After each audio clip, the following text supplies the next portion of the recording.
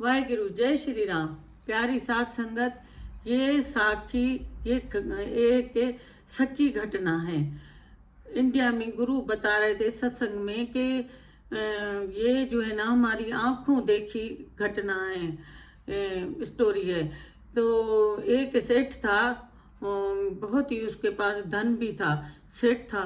और जो है ना इसको औलाद नहीं थी। तो ये जो है ना बहुत इसके बिजनेस थे। वो एक बिजनेस में किसी ने एक नौकर रखा और इसका उसके साथ बहुत प्यार था। और उसका तो इतना प्यार था सेठ के ऊपर और फिर उसकी बीवी के ऊपर उनका बहुत ही ख्याल करता था नौकर, लेकिन इन दोनों का बहुत माँ बाप समझ के और ख्याल करता था। फिर उसने सेठ ने सोचा कि इतना अच्छा लड़का है, बहुत प्यार करता है, बहुत हमारी बेटों की तरह सेवा करता है। लेकिन फिर उसने सोचा कि मैं इसको अपने बिजनेस में लगाता हूँ, उधर ही काम करें। जब उधर ही जो है ना एक बिजनेस में इसने उसको लगाया और ये जो है ना उधर काम करने लगा लड़का, तो उनको इतना फायदा इसने दिया, इतना फायदा दिया, बहुत ज्यादा जो है ना इसको कमा के वो उसके आने से ही उसके उस बिजनेस में जो है ना बहुत ही फायदा हो गया।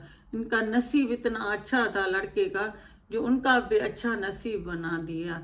और बिल्कुल जो है ना जो समझने के डेली 100 लड़का वो लेता था, वो 10% राजा ने बोला सेठ ने कि मैं जो है ना इसको 10% तो दूं, क्योंकि बेचारा इतना काम करता है और जो भी मेरा बिजनेस है वो भी इसकी वजह से बढ़ा है और जो है ना इसके काम यही संभाल रहा है। तो मैं किसी का हक नहीं खाऊं, मैं इसको जो है ना 10% अपने इसी बिजनेस में देता हूँ। फिर उसको बोला कि तुम 10% तुम लेना, 90% मैं लूँगा। और लेकिन वो बच्चा जो है ना बहुत खामोश और बहुत प्यार करने वाला, दोनों को फिर घर के भी काम करता था कि अपनी रानी माँ को भी नहीं करने देता था सेठानी को, तो खुद ही करता था। इतना प्यार जो अपने सगी औलाद है, अपने बच्चे भी हमें जो है ना कहते हैं बलि करे और हुक्म चलाते हैं ये चाहिए ये, लेकिन वो खुद उसका जो है ना काम करता था। तो इसी तरह बहुत ही अच्छा बच्चा था। तो एक दिन इनकी जो है ना कंपनी इतनी बढ़ गई, इतनी जो 1 गुना थी वो 10 गुना इसने बढ़ा दी। बच्चे ने मेहनत करके रात दिन करके उनकी, अब वो जो 100 पहले इसको देता था हर रोज, और उसको जो है ना लाखों रुपए मिल गए 10% में। तो इसके आके सेठ के अंदर इतनी लालच हो गई, वो बदगुमान हो गया और कि मैं इसको एक क्या ये बच्चा 100 रुपया कमाता था और जो है ना मैं अभी इसको जो है ना लाखों लाखों दूं। तो अभी मेहनत भी तो उसी ने की है ना, लेकिन इसके अंदर में बदगुमानी आ गई, लालच आ गई।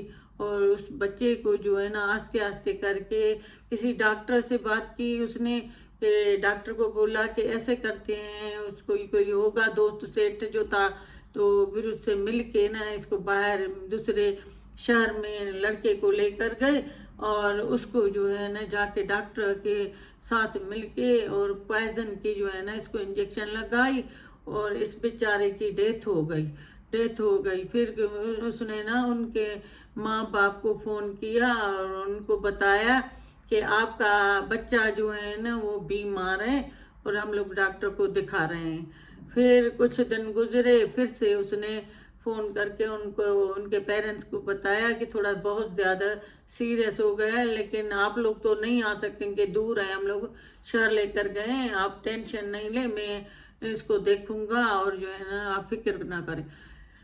फिर कुछ दिनों के बाद उनको बोला कि उसकी डेथ हो गई। डेथ तो उसी टाइम पे हो गई, आप लोग कहाँ से पहुंच सकेंगे, हम गरीब लोग हो और मैं जो है ना इनका क्रियाक्रम वो सब करूंगा, तुम लोग टेंशन नहीं लो। इस तरह करके उनसे बात आगे ना एड्रेस उनको बताए, वो पूछे कौन सी एड्रेस पे कहाँ आए, हम लोग आते हैं, लेकिन ना एड्रेस बताएं ना कुछ भी। लेकिन जो है ना इन लोगों ने संस्कार कर दिया उसके डॉक्टर के साथ मिलके। उसका बेचारे का ना काम तमाम कर दिया। फिर ये जो है ना घर आए और उसकी बीवी को तो पता चल गया कि इसने जहर दिया था ये वो। उसने बहुत उस अपने मियाँ को बोला तुमने अच्छा ही नहीं किया सेठ को ये वो, लेकिन मर्द कहाँ सुनते हैं। फिर उसने जो है ना उसके बेचारे के साथ ऐसा किया। फिर कुछ 9 महीने के बाद उसको अपनी जो औलाद नहीं हो रही थी उसको बेटा हुआ। ये होता है ना कि कभी किसी को 10 साल हो जाते हैं, 8 साल हो जाते हैं, मैंने ये नहीं होता है, ये अपने कर्म अनुसार, जब कर्म जिसके साथ जुड़ा होता है वो बंदा एक जगह से कर्म पूरे करके आता है फिर आके दूसरे से जुड़ता है। और इसी वजह से जो है ना वो हिसाब किताब लेने के लिए फिर उसको जो है ना 9-10 महीने के पहले नहीं हुआ इतने सालों में बच्चा, बाद में जब इनकी डेथ हुई लड़के की तो 9-10 महीने में इसको जो है ना बेटा हुआ। तो उसकी सेठ की बीवी बोल रही है, कहते हैं कि गुनाह करो तो कुछ भी नहीं मिलता है, लेकिन हम लोगों ने तो उसको मारा है, इतना गुनाह करके भी हमें जो है ना भगवान ने बच्चा दिया है, बेटा दिया है। तो फिर उसको जो है ना जैसे ही ये पैदा हुआ और फिर उसके बाद बड़ा हुआ, 22 साल का 23 का हुआ, और इनका धंधा बिजनेस तो इतना बढ़ गया था ना, बहुत ही ज़्यादा। लेकिन फिर जब इसकी शादी हो गई, शादी हुई तो इसने ना उनको दूसरे शादी के दूसरे दिन से ये बीमार हो गया लड़का। लड़का इतना बीमार हुआ कि वो सेठ हर एक डॉक्टर के पास, नए बड़े बड़े डॉक्टर, और कहते हैं इंडिया में तो बहुत बड़े बड़े डॉक्टर हैं अच्छे अच्छे, उधर लेकर गया।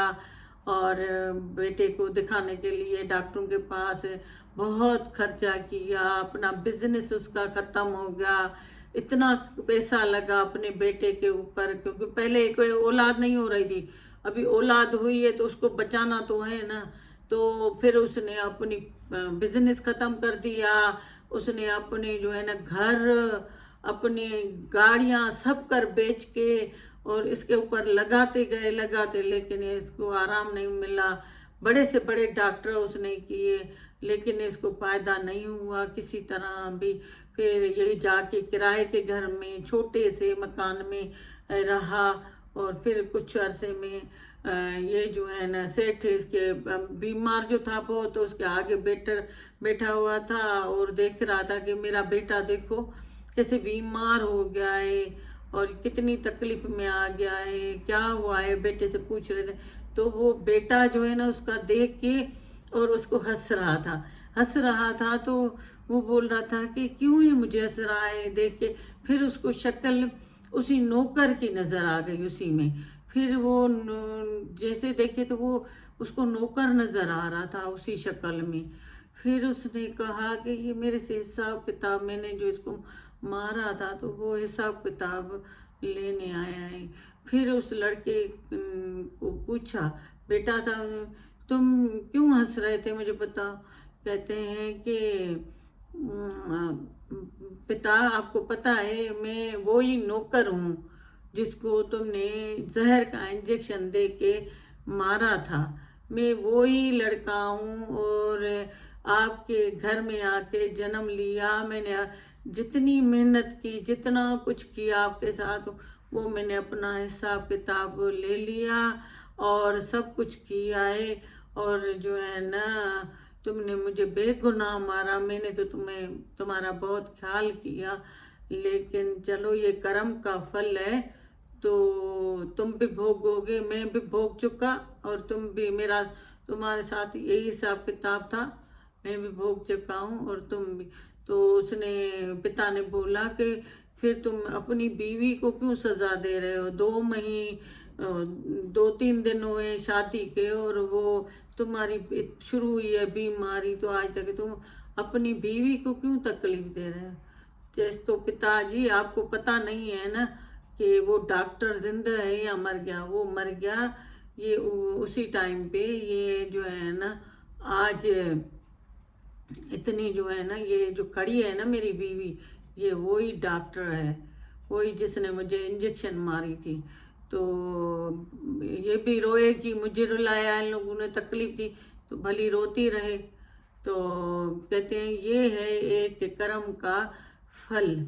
उसने इतना बुरा कर्म किया है, देखो अमीरी से गरीबी में आ गया, गरीबी में मैं औलाद बीमार, फिर मोह होता है तो वो भी दुखी अंदर से। तो उसने कहा कि अब तुम लोग दुखी रहो, पिता को भी बोला और पत्नी को भी बोला कि अब तुम लोग दुखी रहो, जो तुम लोगों ने मेरे साथ ऐसा किया है। तो मुझे जो है ना जन्म लेना पड़ा आपके पास, और जो है ना ये आपको अपने कर्म का फल है, वो आप जो है ना फल खाए नहीं बगैर नहीं जाएंगे। तो गुरु बता रहे थे कि हम जो है ना अच्छे कर्म करें, अच्छे, किसी को एक ताना भी नहीं मारे, जो हम लोग कितने ताने मार देते हैं, किसी को कुछ कर देते हैं। हमें तो गुरु को खुश करना है ना, दुनिया में और कुछ है? कुछ भी नहीं है, कोई किसी के साथ सच्चा नहीं है भगवान के अलावा। तो वाहे गुरु, जय श्री राम।